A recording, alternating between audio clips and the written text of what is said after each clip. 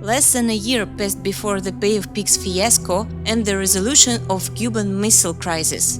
It was the same president, the same team, but one ended in total failure and the second became a masterclass in crisis management. So what changed? Today we explore how John F. Kennedy learned from failure and beat the deadly trap of groupthink.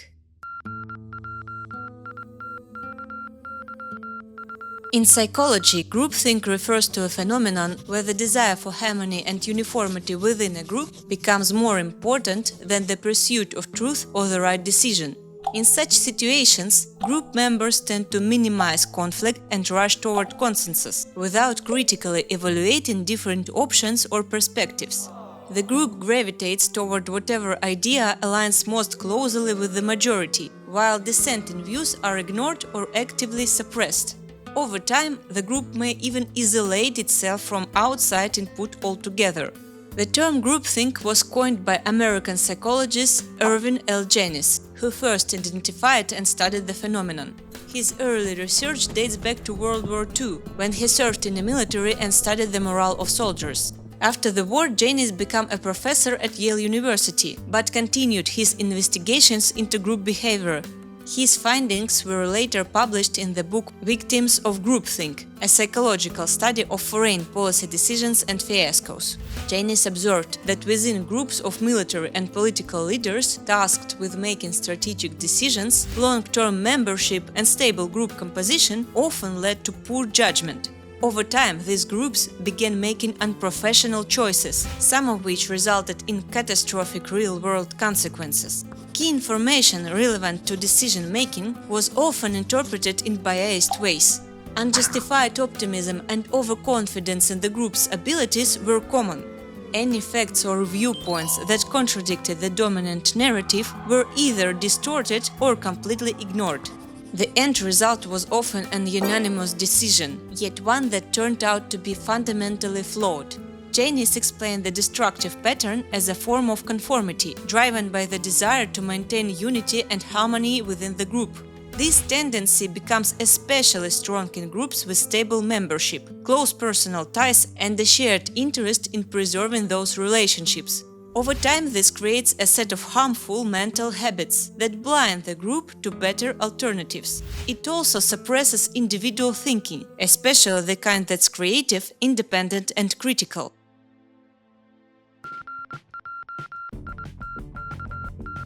One of the most striking historical examples of the dangers of groupthink was the Bay of Pigs invasion, carried out by the United States in 1961.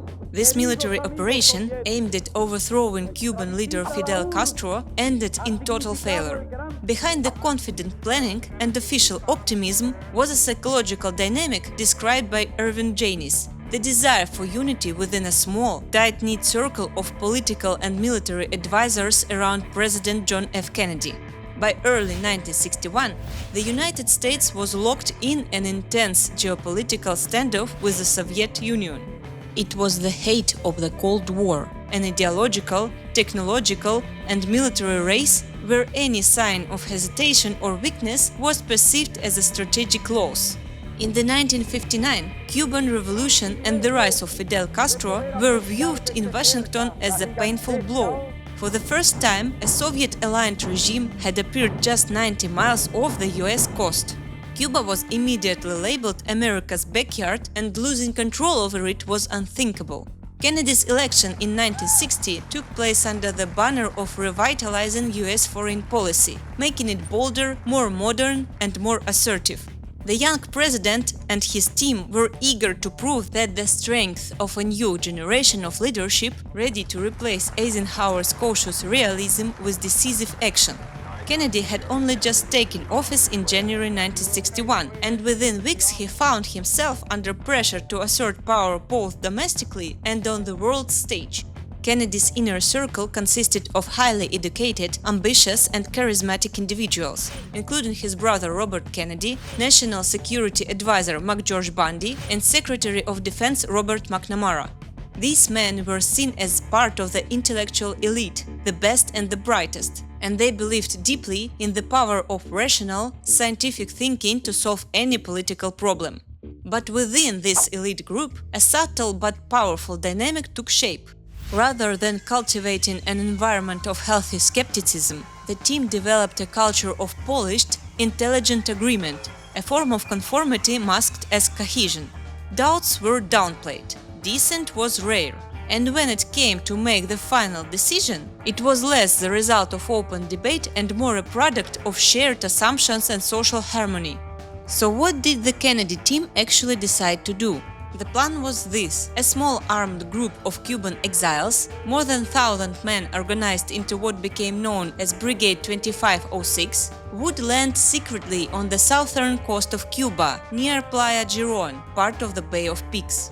The goal? To spark a popular uprising, overthrow Castro's regime, and install a US-friendly government. The operation involved an amphibious landing, backed by air and naval support, covered at first, but with the option to escalate if needed. Many of the participants involved in planning the operation had serious doubts about its chances of success. However, the fear of challenging what appeared to be an unanimous consensus and the risk of undermining group confidence suppressed open expression of alternative views. Some analysts later pointed out that even the CIA, despite having intelligence that cast doubt on the effectiveness of the invasion, softened its assessments so as not to contradict the administration's course. As a result, key information was either distorted or ignored altogether. But from the very beginning, things went sideways. The landing was detected almost immediately and met with the fierce resistance from Castro's forces. The hope for uprising among the Cuban people never materialized. The US, unwilling to commit to full military intervention, held back. After 3 days of intense fighting, the brigade surrendered. The outcome was a swift and painful failure. The landing force in Cuba received no support from the local population and was met with well-prepared resistance from Castro's forces. An operation that had carried high hopes turned into diplomatic fiasco, damaging both the international reputation of the United States and the credibility of President Kennedy himself. This case is a textbook example of how groupthink operates. The group isolates itself, overestimates its own capabilities, chases the illusion of consensus, and thereby leads to self-censorship. In a close circle of like-minded individuals, where disagreement is seen as a threat, the group can lose touch with reality and ultimately make poor decisions as a result.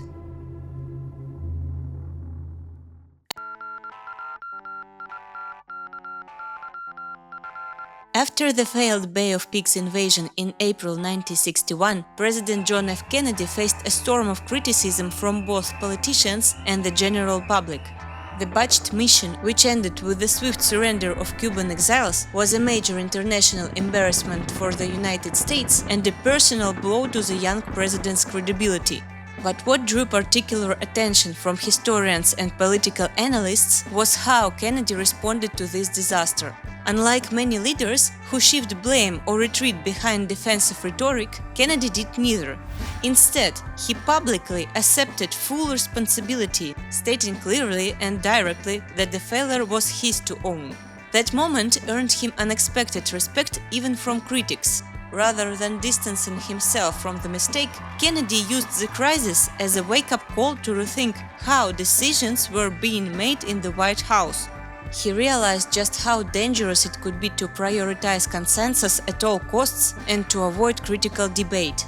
In the following weeks, he restructured his advisory process to encourage dissent, open disagreement, and independent thinking without fear of breaking team unity. Public reaction to the failed operation was mixed. On one hand, many were deeply disappointed in the new administration judgment. Americans had expected bold leadership and instead got a strategic blunder. But on the other hand, Kennedy's honesty struck a chord. People saw not a perfect politician, but a leader who could take responsibility, learn from mistakes and adapt. In that sense, the Bay of Pigs wasn't just a foreign policy failure, it became a turning point in Kennedy's leadership.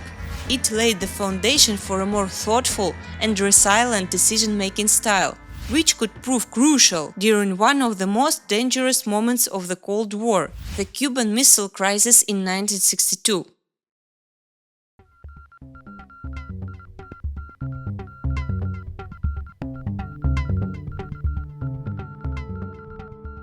The roots of the Cuban Missile Crisis stretch back long before October 1962, shaped by the mounting geopolitical tension between the United States and the Soviet Union. On one side, the USSR felt strategically exposed. American nuclear missiles had been stationed in Turkey and Italy, right on the Soviet Union's doorstep, and Washington held a significant advantage in both the number of warheads and delivery systems. On the other side, Moscow was eager to strengthen its presence in the Western Hemisphere and capitalize on its new ally, Cuba, where Fidel Castro had taken power in 1959 and established a communist regime. In 1961, Soviet Premier Nikita Khrushchev made a bold and unprecedented move. He authorized the secret deployment of medium-range R-12 ballistic missiles to Cuba, missiles capable of carrying nuclear warheads and striking most major US cities within minutes. The goal was to level the strategic playing field. The operation, codenamed Anadyr, was conducted under strict secrecy. Soviet missiles, launch equipment, aircraft and personnel were shipped to Cuba under the guise of agricultural machinery and construction supplies. Soviet leadership believed the US wouldn't detect the buildup in time, and that by the time they did, the missiles would already be operational. But that plan collapsed in mid-October 1962, when an American U-2 reconnaissance plane flying over Cuba photographed clear evidence of missile sites under construction. US intelligence quickly briefed President John F. Kennedy, and the administration launched an urgent, high-stakes process of analysis and strategic decision-making. By that point, the international situation was already on edge. The world watched nervously as the Cold War escalated toward its most dangerous moment. NATO countries expressed alarm. The United Nations tried to maintain neutrality, and back-channel communications between Washington and Moscow ran almost non-stop.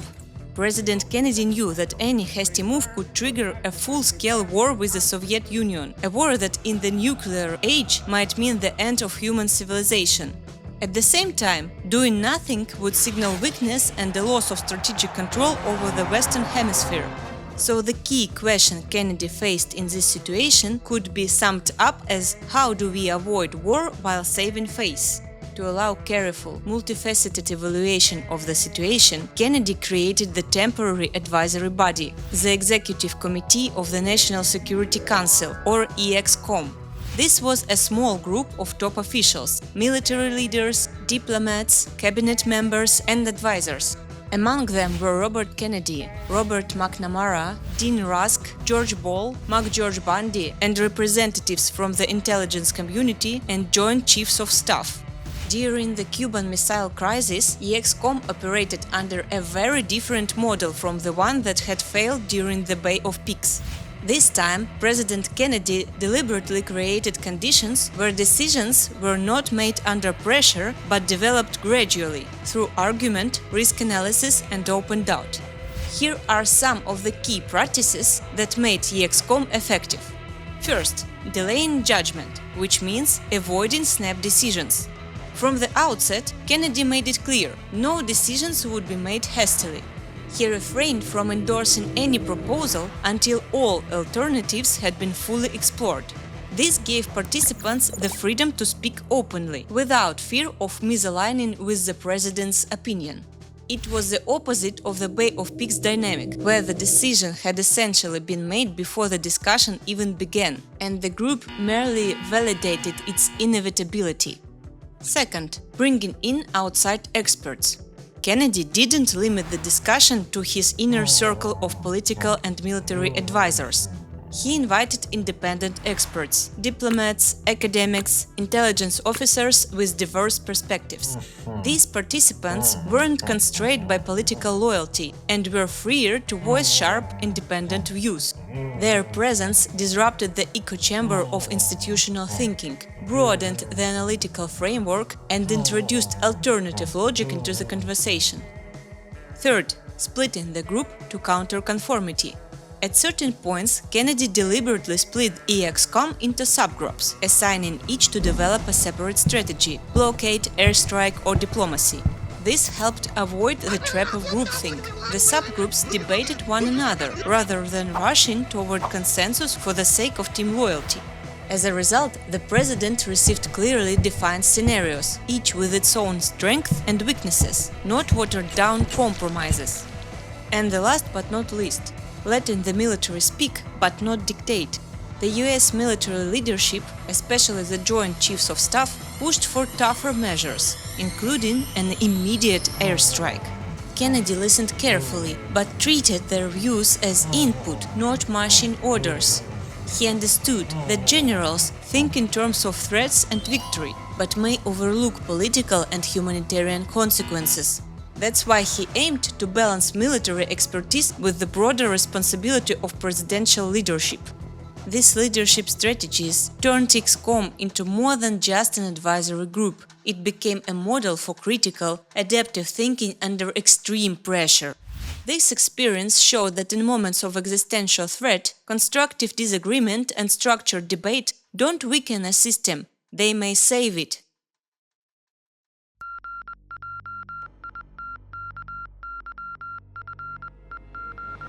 After days of intense deliberations, intelligence briefings, and weighing scenarios with potentially catastrophic consequences, XCOM under President Kennedy's leadership arrived at a solution that struck a balance between restraint and resolve.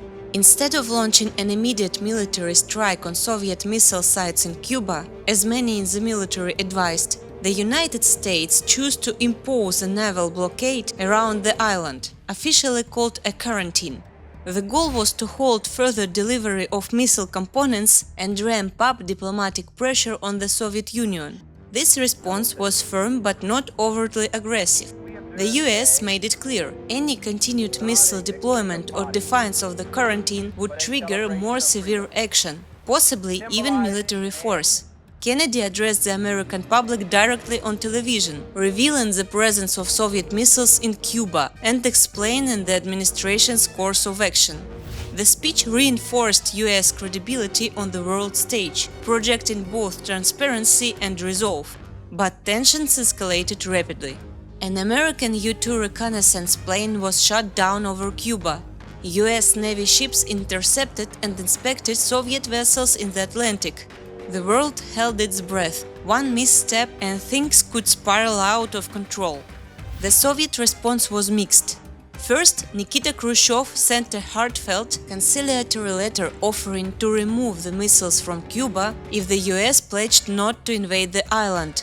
But a second, firmer message soon followed, demanding the US also withdraw its missiles from Turkey, a demand politically sensitive for both the Pentagon and NATO allies. Kennedy responded with strategic finesse. He publicly accepted the terms of the first, softer letter and completely ignored the second. Behind the closed doors, through back-channel diplomacy involving his brother Robert Kennedy and Soviet ambassador Anatoly Dobrynin, the president signaled that the Turkey missiles could be quietly removed later, off the record and without public concessions. On October 28th, Khrushchev announced via radio that the Soviet Union would dismantle and withdraw its missiles from Cuba. In exchange, the US publicly promised not to invade the island, and in the months that followed, quietly removed its Jupiter missiles from Turkey, preserving face and avoiding any formal link to the Cuban standoff. Thus, a crisis that had brought the world to the edge of nuclear disaster was resolved with minimal political damage on either side. Kennedy succeeded in getting Soviet missiles out of Cuba without war. Khrushchev could claim he had protected his ally and preserved peace, though he faced internal criticism for backing down. Both leaders, in their respective systems, would face fallout from the crisis. But the lasting lesson was this: dialogue, not ultimatums, had won the day, a turning point that shaped global diplomacy for decades to come.